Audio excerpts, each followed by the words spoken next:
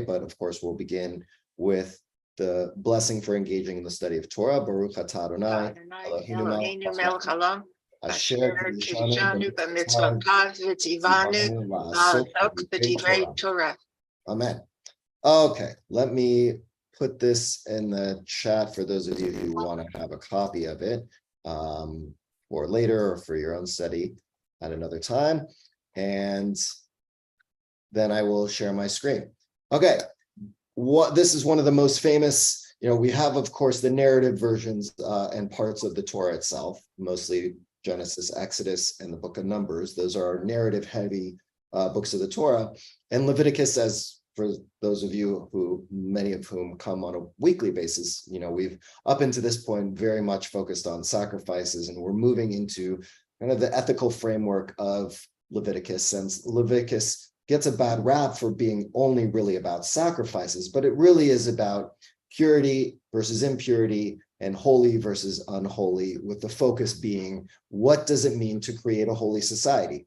And so it's taking the role of the priest, and what happens really here, interestingly, is that role of the priest gets expanded beyond just that priestly class and the democratization of holiness that comes into our tradition. So that's really where we're going to start. We're going to basically go through the first chapter, chapter 19, and look at some of the ways we can break it down. But this passage, I think, is appropriate to kind of frame why this was such a unique and important way that our tradition decided to talk about ethics. The bonding of ethics and ritual is not unique to Israel. Unique to Israel, though, is the subsumption of rituals and ethics under the rubric of holiness.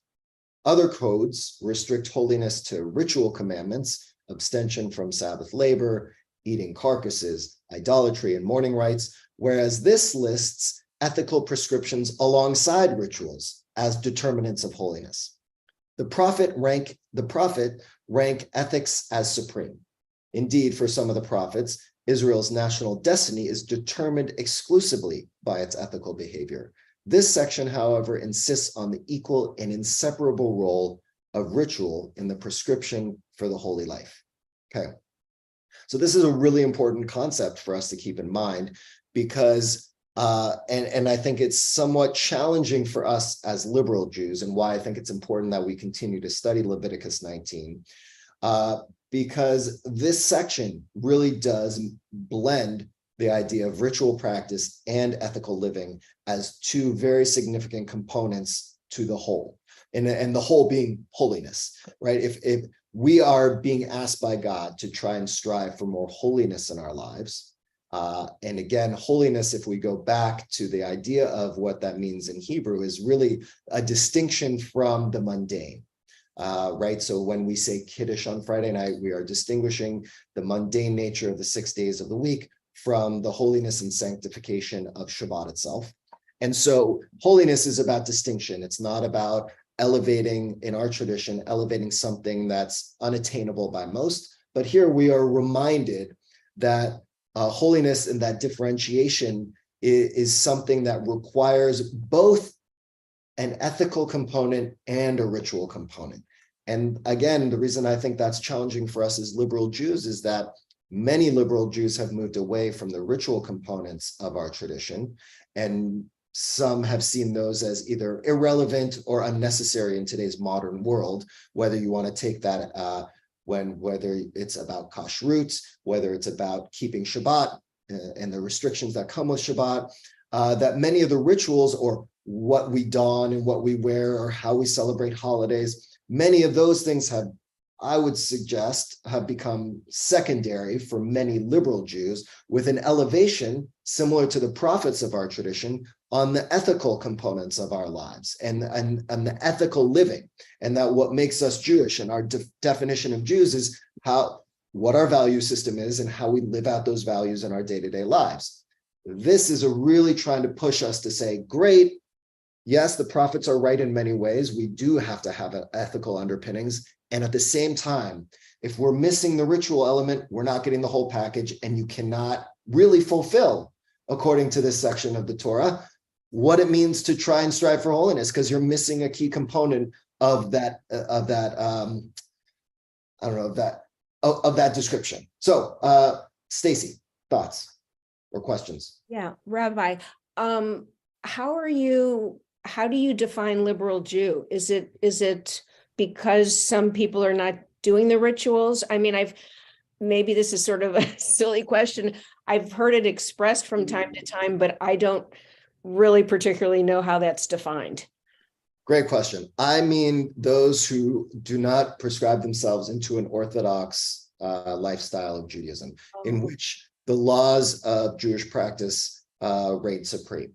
That people, those who either join out, conservative, reform, anyone who it's not political at all. It's really about the liberal interpretation of the Torah, in other words, right? So not taking the Torah as a direct word of God, and therefore the laws that are enshrined in the Torah therefore should be followed to the law, because they are God's words, and who are we as humans to determine whether or not we should abide by them or not. Whereas liberal Jews have taken a more liberal interpretation of those laws to either look at the laws of kashrut, for example, keeping kosher, as it's about how we ethically treat animals, right? And that would be a liberal interpretation of the underpinnings of what kashrut is about. Whereas others would say, no, yes, that might be a part of it, but there are certain things you should and shouldn't eat because of X, Y, and Z, and therefore that's why you keep kosher. So would you say then that it overlaps with Reformed and conservative, but it's not directly the same? Is that how you would view it? Yeah, it's more, I'd say, a catch-all phrase for those who are not Orthodox Jews. Okay. Yeah. And I just want to point out one small thing. It's reform, not reformed. Right? No, I don't mean to call that out for you. No, that's fine. It's something that many people have kind of blended those two things together. Okay. Right. And by the way, I think in 5 to 10 years, no one's going to really define themselves by denomination anyway. So I think all of that is going towards the wayside. But that's another subject for another time. But I mean, there are many people who think Wilshire Boulevard Temple is a conservative synagogue, and others, and it's not. Can I ask you a question, Rabbi? Yes. When you're working, let's say you're doing a show, you have to do it on Shabbat, like it's in Vegas or wherever, you have to work. If you're helping save a life, is that considered breaking the Sabbath? Yes, that would be considered breaking Shabbat. Oh, so you can, okay. Again, Thank you. But liberal interpretations of keeping Shabbat would potentially, I mean, the thing about Judaism is there are lots of ways we can interpret any way we want. Again, it depends on, people would say, well, there's a certain foundation by which if the money you're earning is going to save a life, then it's kind of like okay, right? No, well, technically it's if you directly you have to break Shabbat in order to save a life, but raising money to save lives does not count, because that's not right. Okay, okay, thank you. Don't worry, you can just maintain Jewish. Okay. Okay, Rebecca. I'm really glad that you've brought this up, because I grew up with not much ritual, and I've become really freaky deaky around the high holidays because I don't know what to wear, because sort of feeding into what Stacy said, it almost seems like Reform is moving more Orthodox, with more people wearing white and no leather on the high holidays. And then I also want to show everyone this. I just checked this out of the library. The Jewish American Paradox. It's so fascinating. Hmm. One of the things that he brought up was how we define ourselves as being Jewish maternal through our mothers, where in the time of the Bible, it was through the fathers. And how did that all get changed? It's a really, really, really good book. I highly recommend it. Great.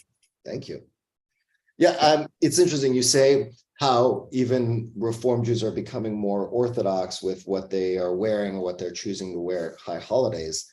And again, I'm wary to say that that is a move towards orthodoxy and more a move towards reclaiming of traditional elements of practice, right? So because a move towards more orthodoxy would be a real shift in the way in which, for example, we offered prayers at the synagogue, or even some of the prayers that we would recite and how we would recite them, versus the fact that at Wilshire Boulevard Temple decades ago, there were no talitot or kippot available for anyone. And all the clergy wore robes, black robes, even at Shabbat services, right? And a shift now where there are talitot and kippot available and people wear those, right? So I would say that's a reclaiming of an element of tradition that doesn't necessarily mean that we are moving to a more traditional setting. It's more about how within a liberal mindset do we take elements that for many years and many decades, historically Reform Jews kind of were keeping a distance from. How do we reclaim them in a way that can feel authentic to our lives today as liberal Jews? And we should be doing more and more of that. Merle. I was just going to say that growing up at Wilshire Boulevard Temple, people would say, originally, when I was a lot younger, would say, well, you go to a church. And when I had my adult B'nai Mitzvah, because they didn't do bat mitzvahs when I was growing up, the first time I wore a talis to services, and it was one made by the Wolves for my bat mitzvah, some man walked up to me and said, we don't wear those here. And it was, by then it was Harvey Fields. And I said, well, I do. But I look at the change now or where it's gone, since my childhood through, I find that it's more, and I know people tell me don't use this word, but I find that it's become more traditional. I don't feel that it's like going in any direction where it's conservative or whatever. I just find that the temple and the clergy are embracing what we have and helping us to embrace it more. Does that make sense? Yeah, that makes sense. Yeah, great. Thank you. By the way, why do people urge you not to use the word traditional? Because they think that traditional fits with more Orthodox Judaism. And I think in the Orthodox, including, we have a family member who's an Orthodox rabbi. He doesn't have a problem with our being Reform Jews because we're observant and we do whatever we do to practice our Judaism. Whereas so many people that we know, post bar mitzvah syndrome, they left the temple. We got the kid bar mitzvah and now we don't have to belong anymore. And they practice their Judaism very differently and they think we're nuts. I mean, Arnie's out of town and rushing to get home from Prescott today so that he can be at services tonight. But I think a lot of times when I've said traditional, people will say, well, they're not traditional. They're still very Reform, but they're not there. So they don't really know what it is. And no, we're not going in any Orthodox direction.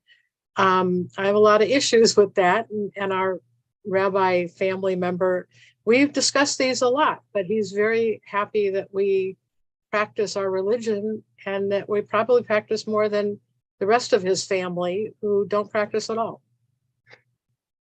All right. Thanks, Merle. Sure. Gary. So we're not going to put a mechitza up in Wilshire Boulevard Temple? I'll leave it at that. Yeah. A mechitza, for those who don't know, is a separation barrier for men and women to sit in separate sections that you find in Orthodox synagogues. Yes. No, that is not part of the master plan.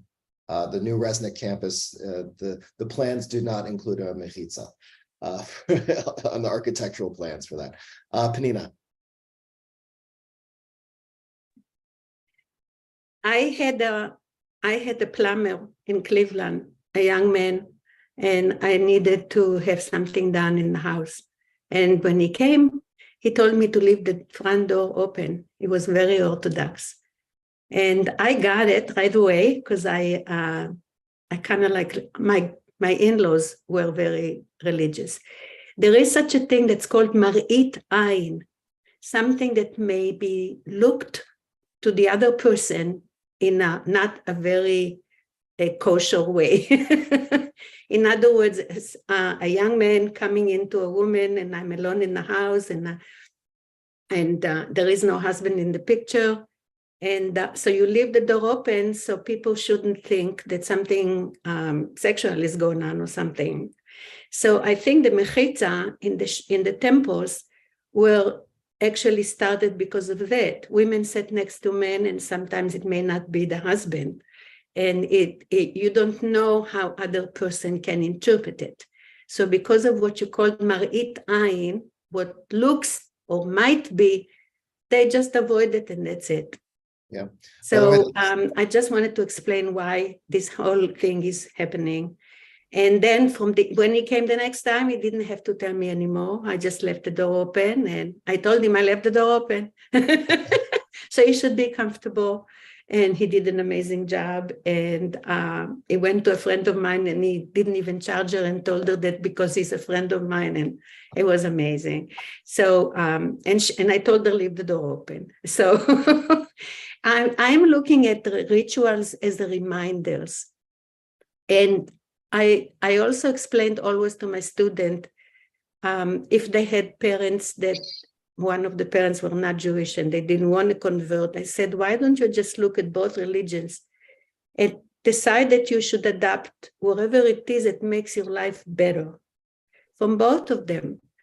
Because you cannot say no to something if it's really something that does make your life better. So there is something, and I don't label it. You are this and you are that and you are this. I never did. And I also told the students, if you do one thing, just like candles, or just come to Hebrew school, it already makes you a good Jew. Okay. So thanks. That's what I have to say. Thank you. Yeah, one other example of Marit Ayin, just as interesting, is the idea that there are some more traditional Jews who, even if you had non-dairy cheese, would not put it on a hamburger, because even though that technically wouldn't be mixing milk and meat, it could be interpreted as though you are, right? So it's interesting. Okay, so let's get back to Kedoshim. Very beginning. So this, I kind of broke this down based on an interpretation I found of the different categories that you find in Leviticus 19, which is again called the Holiness Code. So we're gonna go through it, and then any interpretations or thoughts that people have on some of these units. And again, knowing me, we're probably not going to get through the whole thing, but maybe we will. Okay, so it begins with really just an introduction. Adonai spoke to Moses saying, "Speak to the whole Israelite community and say to them, you shall be holy, for I, your God, Adonai, am holy." Okay, there are not a lot of times in the Torah where Moses speaks to the entire Israelite community, and this is one of them. And so the rabbis interpret that everything that is that the democratization of holiness comes right here at the very beginning. It's the entire Israelite community that is being told that they shall be holy. Now, interesting that this comes in the book of Leviticus, which is about the priests. The priests are a special group of people who have a specific role, who come from a specific clan. And so they live in a world of hierarchy. And so in a book that is focused on a hierarchical connection to God, so to speak, because the priests are the ones who really are the ones who facilitate sacrifices at the tabernacle, at the portable sanctuary. Here we have, in the midst of that, actually priests, you are equal to everyone else. And everyone else, you are equal to the priests in that every single person has the opportunity to be holy. And again, this was something that distinguished the Israelite community from others. So again, while up here it's talking about one distinguishing element of this section and of our book itself is the idea of the blending of rituals and ethics. that this is also the democratization of holiness, that every single person, it's not just the king, it's not just the priest, it's not even just the high priest, every single person has the capacity to become holy. And that is an extremely empowering thing to be offering an entire religion and group of people. And so this is kind of groundbreaking for the time. And I think we have to keep that in mind, and keep in mind that, this is why you really don't need rabbis for pretty much anything that you do ritually and at all.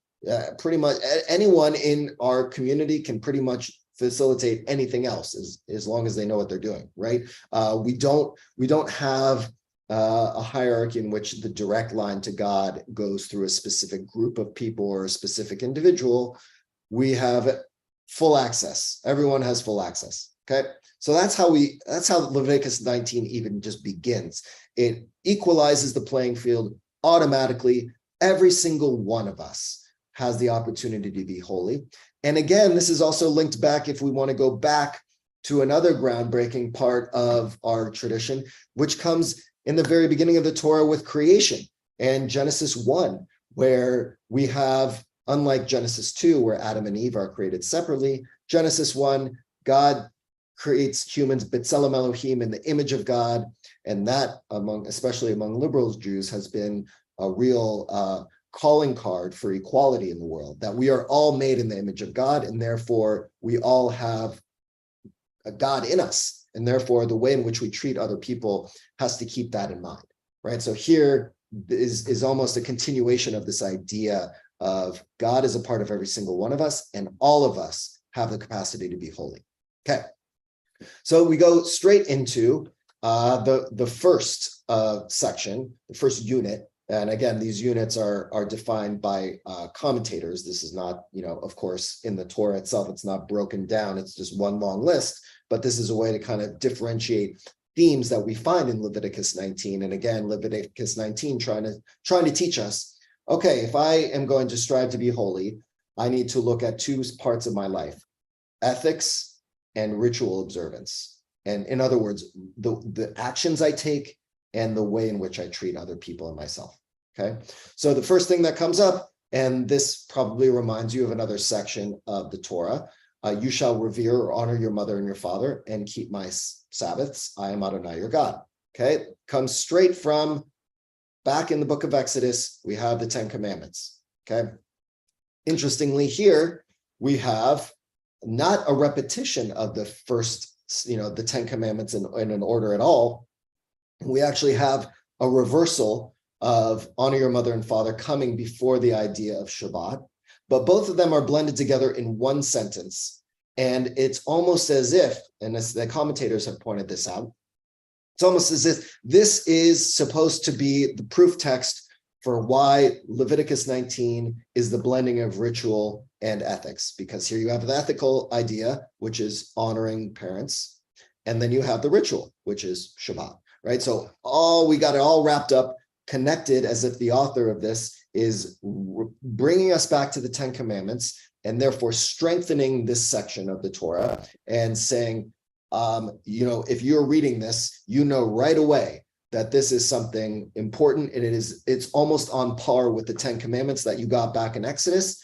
And I'm going to remind you of that right away at the beginning of Leviticus 19 by referencing two of those 10 Commandments. But I'm going to do it a little differently. And I am going to prove to you that this is a blending of ritual and ethics by this. And I'm going to also reverse the order a little. Okay. So we have that. Then we have here, possibly the fourth and fifth commandments of the Decalogue were chosen. This is basically repeating what I just said, to head the list of prescriptions of holiness, even ahead of the first and second commandments, in order to illustrate from the start that ethics, respect for parents, and ritual are of equal importance. Okay, so we have that. Then we go into unit 2. We go into the next verse, which says, do not turn to idols or make molten gods for yourself. I am Adonai your God. By the way, this phrase, I am Adonai your God, repeats over and over again throughout this chapter.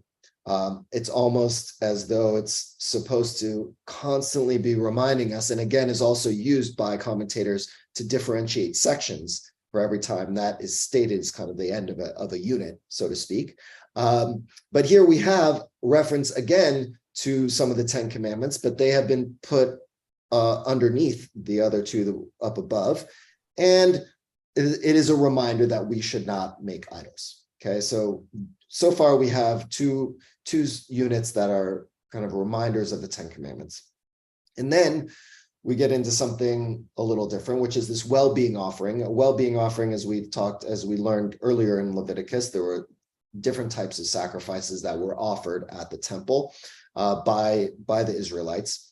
And the well-being offering was the one that the priests always got a cut, so to speak, of the meat. But this is the well-being offering is the one that the Israelites themselves could eat after the animal was sacrificed, and they could take some of that food and they were allowed to eat it. But there are restrictions on how long they could eat it, as it is stated right here. When you sacrifice an offering of well-being to Adonai, sacrifice it so that it may be accepted on your behalf. It shall be eaten on the day you sacrifice it, or on the day following, but what is left by the third day must be consumed in fire. If it should be eaten on the third day, it is an offensive thing. It will not be acceptable. And one who eats of it shall bear the guilt for having profaned what is sacred to Adonai. That person shall be cut off from kin. Okay, so there's two levels to this, and I'd love your interpretation on the second level. The first level is, of course, this idea that there are limitations to once a sacrifice has been made to God, you have access to that, to consume that food for a couple of days. But after that, you must destroy what's ever left over.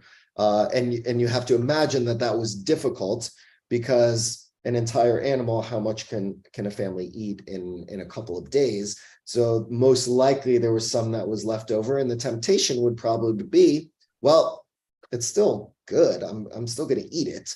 And here, this restriction is no, actually, you need to basically get rid of whatever is left over after a couple of days. And if you don't do that, it's offensive and you could be cut off from your kin.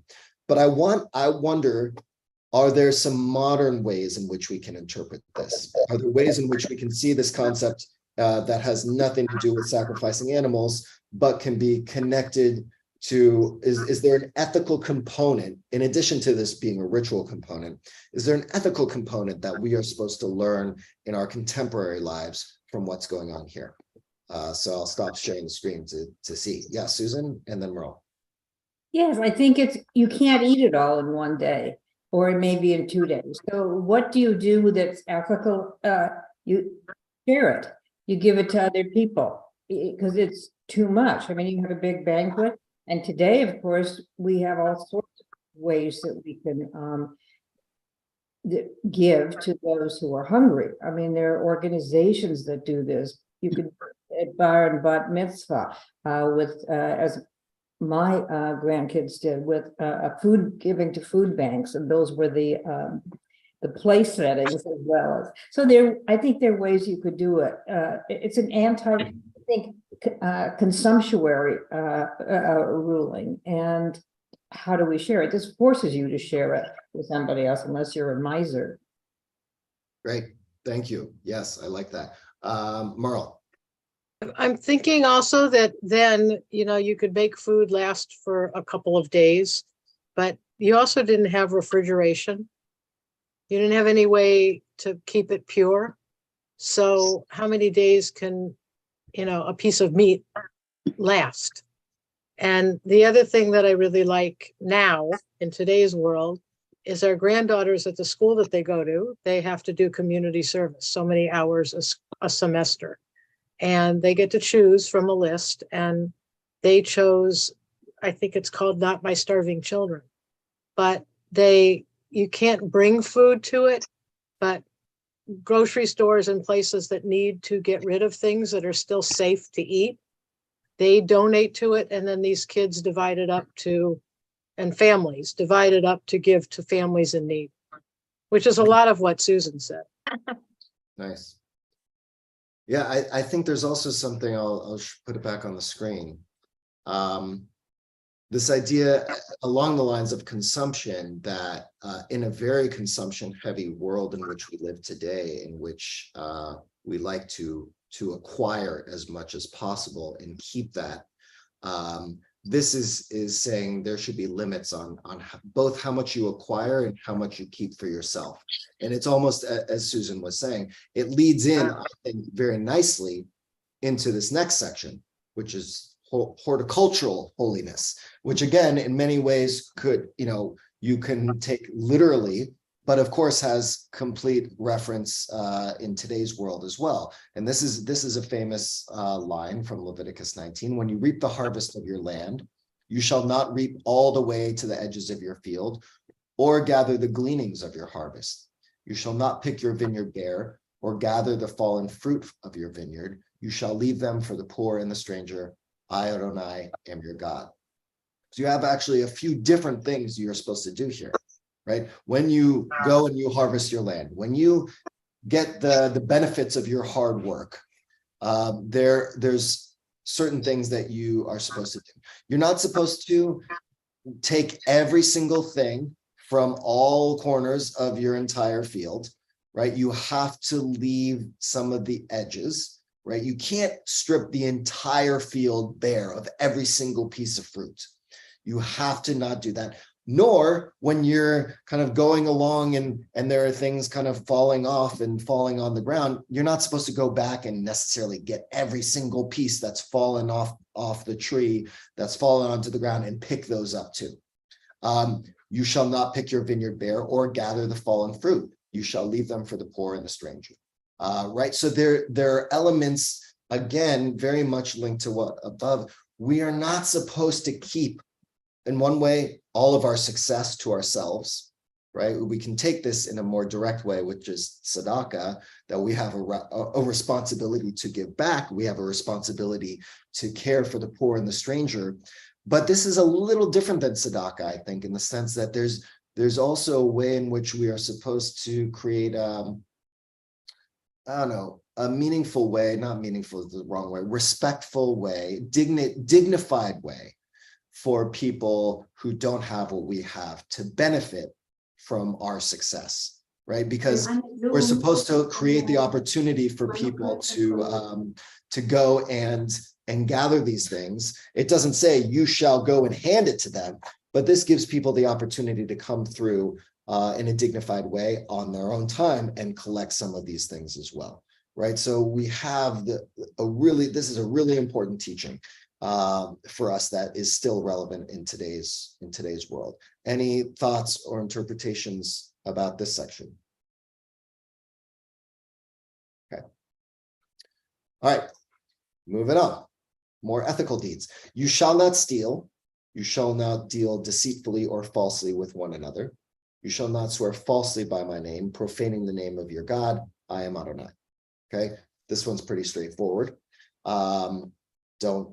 Don't steal, don't be deceitful, and don't lie, and don't swear falsely. Again, some of these are references back to the Ten Commandments again, but now kind of buried a little further down in the text, not right at the top.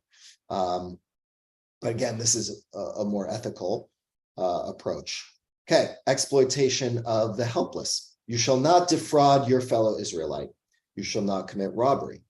The wages of your laborer shall not remain with you until morning. You shall not insult the deaf or place a stumbling block before the blind. You shall fear your God. I am Adonai.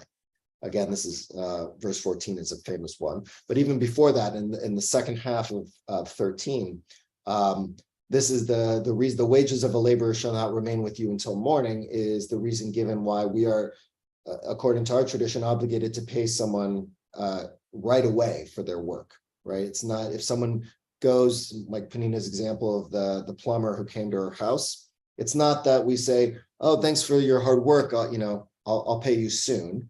It's that when there's someone who does a job, we have the responsibility and obligation to pay them right away for their work, not to wait until it's convenient to us or whatever it may be, because we don't know their financial circumstances and the way what they need that money for, and it's not respectful for us to hold on to that money until it's convenient for us. So we're supposed to pay right away. And then the second verse here, you shall not insult the deaf or place a stumbling block before the blind. of course, is not supposed to be a literal phrase. We're really, again, here seems to be this idea of what does it mean to take advantage of someone who doesn't have a skill set or has a deficiency, and we take advantage of that. And that we, similar to the wages of the laborer, which would be taking advantage of someone's hard work for our own benefit, here this is saying, do not use people's faults or weaknesses against them, whether that be physical or emotional, because that is wrong. I saw a couple of hands up. Rebecca. Just going back to the gleaning, I live downtown Santa Monica, and the homeless are always gleaning through the garbage cans. And it makes me think that maybe instead of taking home my little extra piece of food that I couldn't finish, just to gently put it in the trash can. I don't know. Yeah, I don't know. That's tough. I don't know if the trash, I don't know if the trash can would count as the gleanings, the way we're supposed to glean our harvest. I mean, I do think it raises the question of portion size, and are there ways in which leftover food can go to people who need it? So I go with. But I get what you're saying. It's how do we take what we the fruits of our labors or the food that we get, and how do we make sure in today's world that we can distribute that to people who don't have, right? Because we don't have literal fields that people can go through and collect in a healthy way, right? The difference between that and the garbage cans, right? What is it dignified? Because part of it, it's not just the food in that section about the horticultural holiness. It's the way in which someone is able to acquire that food. So it's the combination, again, of the ritual and the ethical put into one thing, right? It's the ritual of how you actually go about and harvest your field, and the limitations and the ritual in which you harvest. And on top of that, there's an intentionality behind why you're doing that, so as to create the ethical idea of dignity for those who don't have the capacity and need to come through, right? So I think that's the question. That is where that section comes in today's world, with whether it's homelessness, whether it's just those who are impoverished. What is the dignified way in which we can provide resources for people? Again, a plug to the Karsh Center, our social service center, which works very hard to do exactly that. And again, based on Jewish values and based in many ways on this. And there are nonprofits even in Los Angeles who work and use the underpinnings of this passage for the work that they do. Susan, and then Pnina. Yeah, I think this is so clever in this Parsha, where they bring several commands. Oh, you muted yourself accidentally, Susan. You said it's clever that they bring to something. They bring these commandments together. So there's also a resulting cause and effect, well, not cause and effect, but they're collapsed together, and probably for a purpose, because they say things in the Torah are all written for a purpose. For instance, you shall not steal, you should not deal falsely, deceitfully or falsely. Well, that's stealing from somebody else when you deal falsely with them. You should not swear falsely. That's another way to deal falsely and stealing from people. And then it's the commandment not to profane God's name. You're stealing from God when you profane God's name. And defrauding for the robbery and the wages.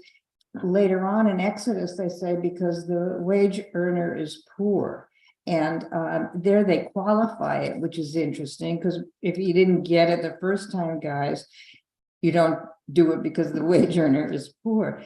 And then I love the one that not to insult the deaf or the stumbling block, which comes after defrauding and stealing. And so there's even a relationship in each one of these paragraphs to the preceding one, because the stumbling block, you are defrauding someone, and stealing from them in that regard. So I think this is just brilliant.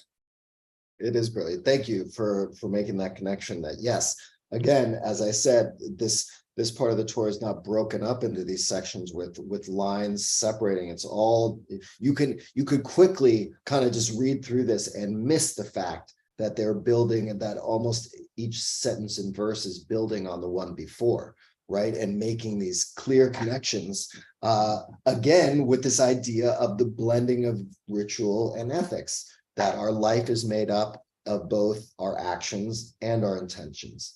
So thank you, Susan, very much. Penina?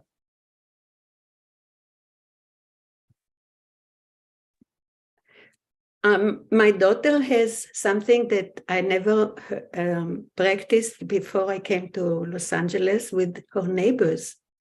They have a program that's called Buy Nothing, and they call themselves the Buy Nothing group. And whatever it is that they have that either they got tired of wearing, or the kids outgrew, or even leftovers of food, believe it or not, that they put it in a nice box, and you'll be surprised, people do come and pick it up. And sometimes they know each other, and they become friends, and it's so cute. She had a party, and those people brought chairs, gave her chairs, not to keep, but then, but they know of each other's needs. And there was a woman who actually came to Los Angeles with a little boy, no husband, by herself, and Talia somehow met her and told her about it. And somebody brought with a truck a mattress to her apartment, and things like you wouldn't believe. And we had a treadmill, a huge treadmill. Somebody brought on a truck that my daughter wanted me to walk, and she didn't. And after I fell, she didn't want me to go on the street and walk by myself. And she couldn't be there all the time. But the treadmill was right there. It was a huge one. Somebody brought it on a truck. And I'm not telling you stories, make-believe stories. So I definitely encourage that look into your community. They would be thrilled to go through those things, that they put little bags outside with the name of the person. The person comes and picks it up. And we picked up some cool stuff that people just did either move. I had no need for, even jewelry. And so if you don't have it in your neighborhood, I recommend it. Make one. It's called the Buy Nothing group. Yes, I'm sure. And it's also the neighborhood, only the one neighborhood. So each neighborhood has their own. We love you, Penina. Okay. Right, and that's, I think, a really good example of one of the benefits of Leviticus 19. What it's trying to do, again, is keep us connected to a community. Again, we know that Judaism is so much about communal connection. Right. But the way in which, if we know our neighbors, if we know our community, if we engage with our community, we are much more prone to act in an ethical way because we have connections and relationships, right? And so Leviticus 19 is trying to solidify this idea that your community is not just your family, it's the broader community. This will spread, right? Holiness will spread when more and more people are not only acting according to Leviticus 19, but are connected to a community, which in Los Angeles can be very hard to do. And in today's modern world, period, can be very difficult to do, right? So we have to work even harder to be able to figure out ways of how to implement some of these things beyond just our very close relationships. Okay, let's keep going. Injustice and indifference. You shall not render an unfair decision. Do not favor the poor or show deference to the rich. Judge your kin fairly. Do not deal basely with members of your people. Do not profit by the blood of your fellow Israelite. I am Adonai. Okay, so again, how do you make a fair decision? The importance of really not favoring the poor because you feel bad for them, or showing deference to the rich because they are rich or they have potential power, whatever it may be. This is showing both sides, right? That we have the tendency sometimes to go to one extreme or the other, or to feel as though there's an obligation that we must make for one reason or another. But our decisions, and again, I don't think this is just for, of course, judges. This is for how we judge people and how we judge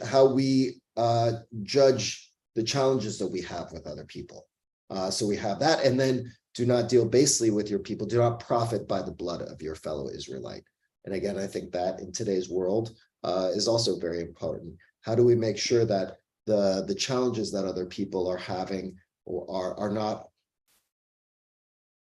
the reasons why we are being successful, right? Again, I think this is kind of the industrial consumerist world in which there are articles about Uber drivers and food delivery people and how hard they had to work, how little they get paid, and are we profiting by not the death of those people necessarily, but by those who work very hard for very little, and who is profiting from that kind of economic disparity. So we have some of that's built into this part of Leviticus 19.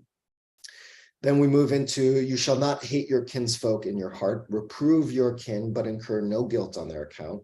You shall not take vengeance or bear a grudge against members of your people. And this is one of the most famous lines. Love your fellow Israelite as yourself. I am Adonai. Right? Love your neighbor as yourself. And one interpretation, the verb love signifies not only an emotion or attitude, but also deeds. Such is its meaning in suzerainty treaties. Those are the pacts between a suzerain, a nation that controls another nation in international affairs, but allows it domestic sovereignty, and his or her subject state, and elsewhere. The medieval exegetes come to the same conclusion by noting that the Hebrew word for love takes the preposition le, which they render as for. That is, do good as you would do for yourself. Indeed, all four attestations of love with the preposition la imply doing, not feeling. This arguably, it should say, is the ethical summit, not only in this chapter, but in all of Scripture. Okay, so this interpretation, and many others would say that line, love your neighbor as yourself, is the central component of ethical living. That is the ultimate way in which we can live life. Now, again, loving here is not the emotion, just like we've as it mentioned, but for example, in the 10 Commandments, as we've talked about, it does not say love your mother and your father. It didn't even say that at the beginning of Leviticus 19. It says revere or honor your mother and your father. It doesn't say love them. But here, love your neighbor. And again, loving your neighbor is about the actions you take. It's not necessarily the emotions. But again, loving your neighbor as you love yourself is extremely difficult to do, if not one of the hardest, if not the hardest, I would argue, Oy vey. ethical standards that we are asked in this holiness code, right? That is potentially the ultimate level of holiness on earth, if you can figure out how to do that. But here it states it because, again, it's something we're supposed to strive for, not something that is, of course, going to come easy. None of this comes easy. Susan? Yes, I'm glad you brought that to attention because it can't really love or neighbor as yourself. And by the way, it doesn't say neighbor, it says Israelite, your fellow Israelite. So there is a qualification to it. But that too is in the same sentence as don't take vengeance or bear a grudge against your countrymen. There's a one about reprove your kinsman. So reprove is to correct or to reproach or to point out faults, which is something that's important too. But I'm just going back to the other one because I think that's exceedingly important. How do you tell someone they're doing something wrong. It's the way that you do it and what your intention is. Is it because you hate the person and you want them in trouble? No, it should be shown out of love. So, Johnny, you really shouldn't be taking this pencil from your neighbor and so on. And that's important. And I think that they say that when you see a wrongdoing and you do nothing to correct it, then you're complicit. You can be complicit in the wrongdoing. Correcting that as you try and correct the wrongdoing, you reprove your. So I think that's very important too. So. Excellent. Great. I will just point out, it says, I know it says in the translation that I have up here, it says Israelite, but in the Hebrew it says ve'ahavta l'recha kamocha. It doesn't technically say Israelite. It's that it is interpreted that your neighbor is Israelite because of the way in which people lived, and so the were Israelites. So yes, you could read it two ways. You could read this as a way of which that this is not universal, that this is really about you have to love your community members and those who are a part of who are really your neighbors, those who are part of your clan, the part of your little community. Or you can read it more broadly, which is you have to love your neighbor, however you want to define that, basically anyone else, as yourself. So thank you for pointing that out. And of course, very difficult to do. And again, how to take love and translate love into action is also very hard to even articulate, right? So thinking about how we love someone and the actions in which we take in order to express that love, how do you take that same idea and bring it into someone who is not your romantic partner or your child or your family member in some way? How to translate that into action is, of course, extremely difficult. And again, I think this is almost put in the middle of Leviticus 19 and wrapped with all these other rituals and ethical expressions as a way to say, at the center, this is the ultimate goal. Love your neighbor as yourself. However, in order to do that, that requires everything that comes before that and everything that comes after it in Leviticus 19 and smack there in the middle, similarly to the fact that Leviticus 19 itself is pretty much smack in the middle of the Torah itself, right? So we have center upon center right here. We have this almost at the center of the chapter amidst the larger. Okay, well, time flies by. It's already 1 o'clock. We of course, did not get through the whole thing. So I encourage you to go and look at the rest of Leviticus 19. There's lots, still many more important elements that you can find there.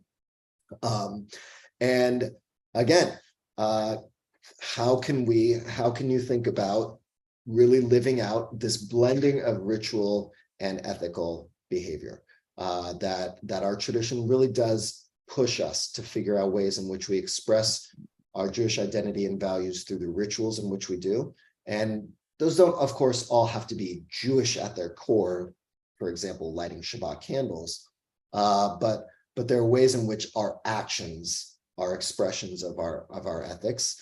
And at the same time, how do we think and treat other people? So all of the ways in which you strive to be holy, I hope you can find ways and examples through Leviticus 19 that can guide you. And of course, Shabbat Shalom to all of you. But may I say goodbye Thank to you. everybody? Shabbat Shalom. Shabbat shalom to you. Travel safely. you. Thank you. Of course. I love Thank you all you. so much. Bye. Thank I'm you. not All doing right. much. See you Have a there, Rabbi wonderful Nickerson. Shabbat. Bye. you. Thank you, darling. Bye-bye. Bye.